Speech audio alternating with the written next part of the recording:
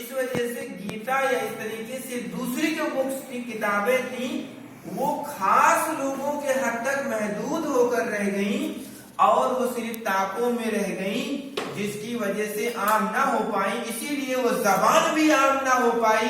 अगर शायद वो आम होती तो आज पूरे हिंदुस्तान में संस्कृत ही बोला जाता, क्योंकि बेसिक जो जबान थी हिंदुस्तान की वो जबान संस्कृत थी। और हमारा जो सबसे पहला, बल्कि ये कहा जाता है दुनिया का सबसे पहले ग्रामर अगर कहीं लिखा गया तो संस्कृत में लिखा गया। दुनिया का सबसे पहला ग्रामर की बुक अगर कोई लिखी गई तो किसमें लिखी गई? संस्कृत में लिखी गई। और बड़ी हैरत होती है ये बात जानकर कि इतनी बड़ी जबान कैसे इतनी पीछे चली गई। बस उसके पीछे जो रीजन हमने निकाला उसके पीछे ये थी कि वो जबान आम नहीं हुई, लोगों ने उसको रिजिड बना दिया और कहा कि हम इसमें किसी दूसरी जबान के लफ्ज को नहीं लेंगे, हम संस्कृत को संस्कृत रहने देंगे सिर्फ और सिर्फ। तो क्या हुआ? वो जबान मखसूस होकर रह गई और रिजिड हो गई, अपने अंदर समोने की सलाहियत को खो दिया। इसीलिए वो आवाम से धीरे धीरे क्या होती गई? दूर होती चली गई। फिर अब आइए देखिए उसका फारसी का क्या अंजाम। फारसी चूंकि उस वक्त इंडिया की जो जबान थी वो हिंदी और उर्दू मिक्स जबान चल रही थी। बाहर से जब लोग आए तो क्या किया उन लोगों ने? फारसी को थोपा लोगों पे। ईरान से जो बादशाह आए, जाहिर सी बात है आपको मालूम है कि इंडिया एक ऐसा मुल्क है जिसमें सिर्फ मोहम्मद गौरी ने 17 मरतबा अटैक किया। सिर्फ मैं एक की बात कर रहा हूं, 17 मरतबा उसने अटैक किया। इस तरीके से चंगेज खान हो या इस तरीके से आपका जो है सिकंदर हो या इस तरीके से नादिर शाह अहमद शाह अब्दाली हो और इसी तरीके से दूसरे अंग्रेज हो या मतलब मंगोल हो या इस तरीके से पुर्तगालीज हो या आपके जो है बाबर या दूसरे तरीके के लोग, इन लोगों ने बाकायदा हिंदुस्तान में पता नहीं कितनी मर्तबा अटैक किया। और वो जब आए तो याद रखना उन्होंने अपनी एक अलग जबान पे कराया हिंदुस्तान। और चूंकि वो पावर में थे इसलिए उन्होंने जबान को इसमें थोपने की मतलब बिला जरूरत। जाहिर सी बात है ये दुनिया का रूल है, जो पावर में होता है वो अपनी जबान को थोपने की कोशिश करता है। हालांकि जो इंडिया की अगर आप ओरिजिनल जबान माने तो हिंदी या उर्दू है।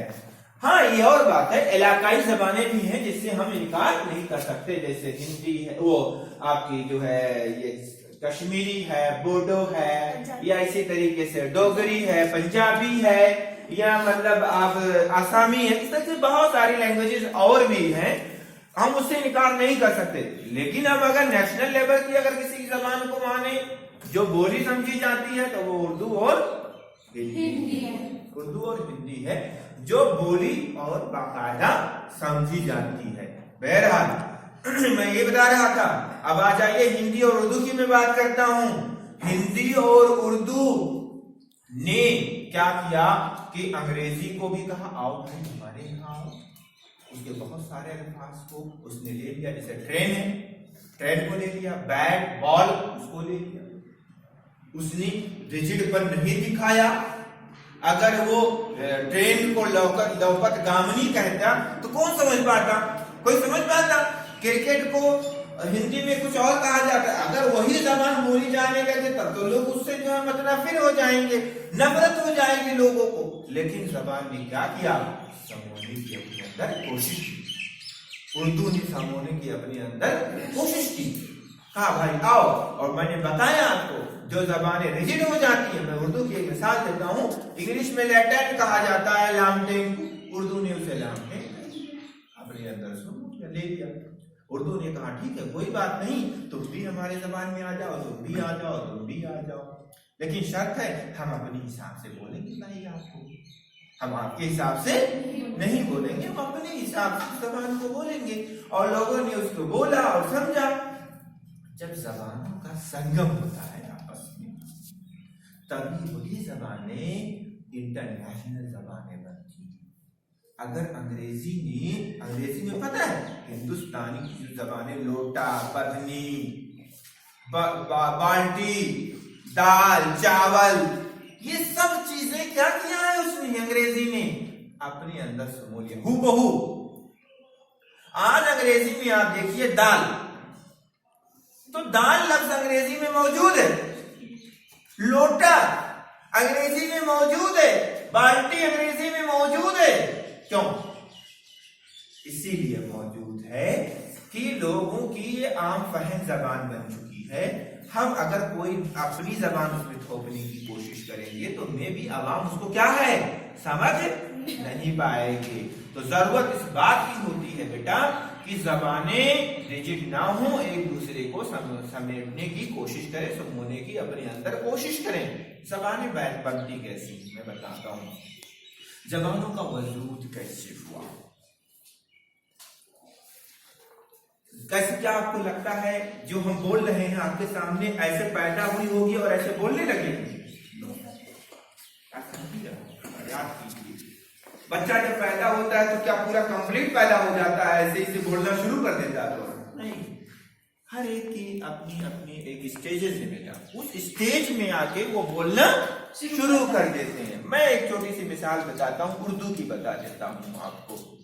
उर्दू जबान की इब्तिदा कैसे हुई, कहां से हुई, कैसे हुई। छोटी सी मैं एक मामूली सी जबान की बात बताता हूँ। उर्दू जबान शुरू में मैं बात करूं अगर आपसे कि ये जब हिंदुस्तान में आर्य लोग आए और उससे पहले लोग यहाँ द्राविड़ लोग मौजूद थे, तो आर्य लोग जब हिंदुस्तान में आए तो वो अपनी एक अलग जबान लेकर आए, फिर वो लोग यहाँ पर रहने लगे।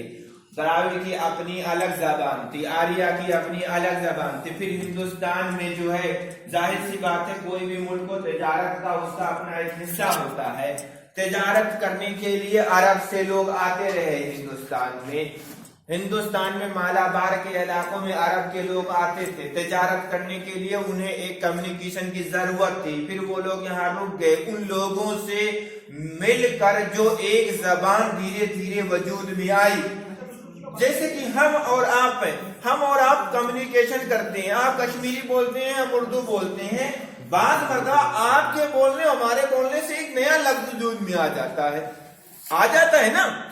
ठीक इसी तरीके से हुआ क्या कि ऐसे कुछ नए अल्फाज वजूद में आए, फिर धीरे धीरे वही तरक्की कर करके क्या हुआ, एक जबान की शक्ल अख्तियार कर लिया और फिर बाद में वो उर्दू की शक्ल में वजूद में आ गए।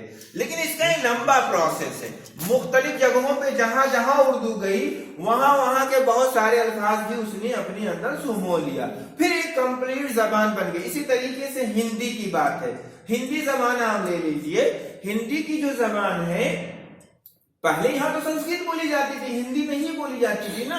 संस्कृत और उर्दू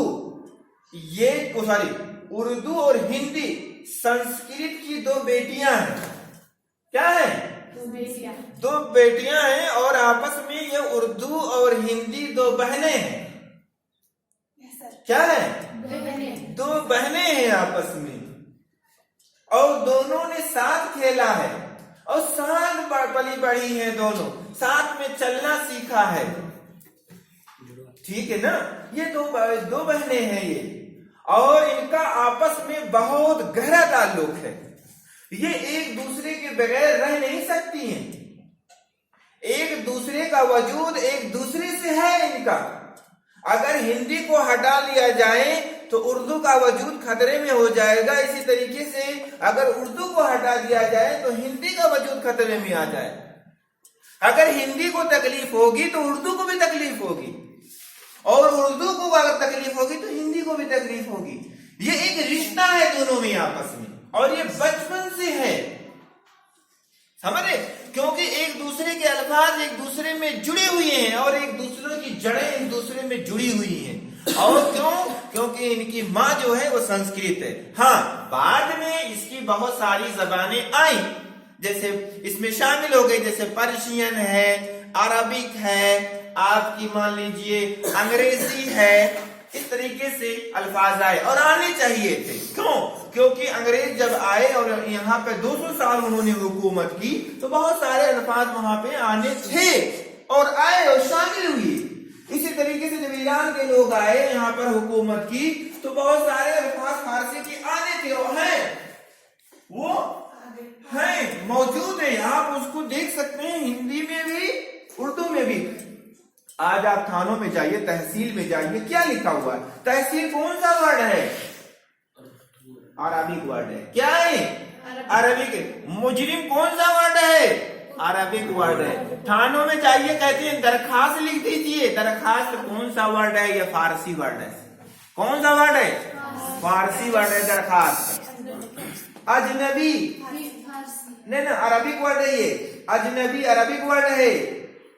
इस तरीके से बहुत सारे अल्फाज जो कि एक दूसरे में दाखिल हुए, और तमाम जबानों का सीखना बहुत जरूरी है। मैं लास्ट में खुलासे के तौर पे ये बात कहूंगा, बेटा अगर जबानें आप नहीं जानते हैं तो आप गूंगे हैं। क्या है? गूंगे हैं, और आप एक कुएं के अंदर रह रहे हैं। जैसे आप कश्मीर से निकलेंगे, केरला में पहुंचेंगे, कुछ आपको मलयालम समझ में नहीं आएगा, फिर आप वहां गूंगे बहरे हो जाएंगे, ना तो आपको कुछ सुनाई देगा, समझ पाएंगे, और ना तो आप कुछ बोल पाएंगे। तो आप गूंगे बहरे बैक वक्त दोनों हो जाएंगे। इसलिए जरूरत इस बात की है जो जबानें मौजूद हैं उनको सीखा जाए, उनके बारे में जाना जाए कि वो जबानें कौन हैं। उनको कम से, मैं ये नहीं कहता हूं कि उसकी गहराई में जाएं, उसकी हिस्ट्री को पढ़ें, लेकिन उसकी बेसिक जो चीजें हैं, जो समाज में रोजमर्रा की जबान है, जो बोल चाल की जबान है, कम से कम जो कम्युनिकेशन बन सके जिससे, उतनी चीजें सीखनी क्या है? जरूरी है। ठीक है। तो मैं भी मुंह में जबान रखता हूँ, एक शेर है जो मुझको याद आ रहा है कि मैं भी मुंह में जबान रखता हूँ, काश पूछो कि मुद्दा क्या है। गालिब का शेर है। तो जबान की कीमत, भाषा की कीमत, लैंग्वेज की कीमत और बोली की कीमत क्या होती है, हाँ, इसको बहुत ही विस्तृत रूप में, बहुत ही डिटेल करते हुए डॉक्टर साहब ने समझाया कि उसको हमको समझने की जरूरत है, उसको जानने की जरूरत है। जब हम किसी अदर स्टेट, भाषा भाषी प्रांत में जाते हैं तो किस तरह की समस्याएं हमारे सामने आती हैं। ठीक है। आज कई भाषाएं, कई बोलियां ऐसी हैं जो विलुप्त होने के कगार पे हैं, जिनको बोलने वाले की संख्या मात्र 1 या 2 या कुछ समुदाय के लोग बचे हुए हैं। तो इन सबको सीखना बहुत जरूरी है भाषा संगम में। ठीक है।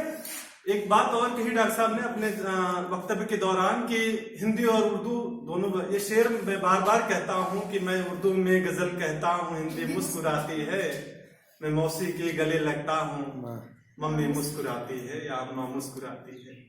तो बहुत ही अच्छी बातें कही अपने पूरे के दौरान, वक्तव्य के दौरान डॉक्टर साहब ने, और ये भी बताया कि जबान जब रिजिड हो जाते हैं, जब अपने को एकदम बंद कर लेते हैं, पैक कर लेते हैं, किसी दूसरी जबान की भाषा वर्ड को, लफ्ज को आने नहीं देती है अपने अंदर, वो र्यूंड हो जाती है, धीरे धीरे नष्ट हो जाती है और खत्म हो जाती है। वही हुआ संस्कृत और फारसी जबान का, जो धीरे धीरे खत्म हो गई और जो है आम आवाम की और जनता की भाषा और बोली नहीं बन पाई।